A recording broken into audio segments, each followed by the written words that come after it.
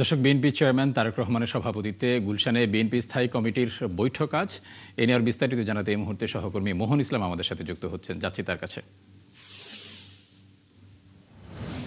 মোহন, এখন পর্যন্ত বৈঠকের সবশেষ কি তথ্য রয়েছে আপনার কাছে? আরেকটি বিষয় জানতে চাই যে রাষ্ট্রপতি নির্বাচন সংক্রান্ত কোনো আলোচনা কি হবে কিনা সেখানে।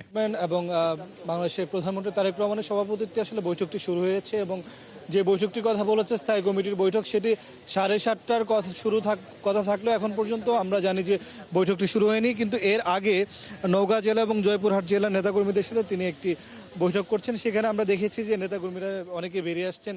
কয়েকজনের সাথে কথা বলার চেষ্টা করছিলাম যে চলমান বিএনপির সাংগঠনিক কার্যক্রম কেমন আছে এবং কোনভাবে সামনে চালানো যায় সেই বিষয়ে প্রধানমন্ত্রী দিক নির্দেশনা দিচ্ছেন। এবং স্থায়ী কমিটির বৈঠকটি আসলে শুরু হলে বলা যাবে এটার প্রধানতম এজেন্ডা কি। কিন্তু আমরা জেনেছি, আপনি যেমনটা জানতে চেয়েছেন, রাষ্ট্রপতি নির্বাচনের ক্ষেত্রে এই বৈঠকটি আসলে খুবই গুরুত্বপূর্ণ। আপনি জানেন 24শে জুলাই রাষ্ট্রপতি মোহাম্মদ শাহাবুদ্দিন, সাবেক রাষ্ট্রপতি, তিনি পদত্যাগ করেন। তারপর কিন্তু আলোচনা ছিল যে বিএনপি আসলে কাকে সমর্থন দেয় বা কাকে মনোনয়ন দেয়। সেই জায়গা থেকে যেহেতু এই দলটির আসলে 2/3 আপনার সংখ্যাগরিষ্ঠতা রয়েছে সংসদে, সেক্ষেত্রে তারা যাকেই মনোনয়ন দিবে রাষ্ট্রপতি নির্বাচনের ক্ষেত্রে তিনি নির্বাচিত হয়ে আসবেন বলে আসলে ধারণা করা হচ্ছে এবং জিনিসটা এরকমই হবে। সেই জায়গা থেকে বিএনপির আজকের এই যে বৈঠক, সেই বৈঠক থেকে নির্ধারিত হতে পারেন বাংলাদেশের পরবর্তী রাষ্ট্রপতি কে হতে পারেন। সেই জায়গায় কয়েকটি আলোচনার নাম রয়েছে, বিশেষ করে বিএনপির যিনি মহাসচিব এবং স্থানীয় সরকার মন্ত্রী মির্জা ফখরুল ইসলাম আলমগীর, তার নাম তো নিঃসন্দেহে আছে। এবং পাশাপাশি বিএনপির আরও কিছু সিনিয়র নেতৃবৃন্দ রয়েছে, বিশেষ করে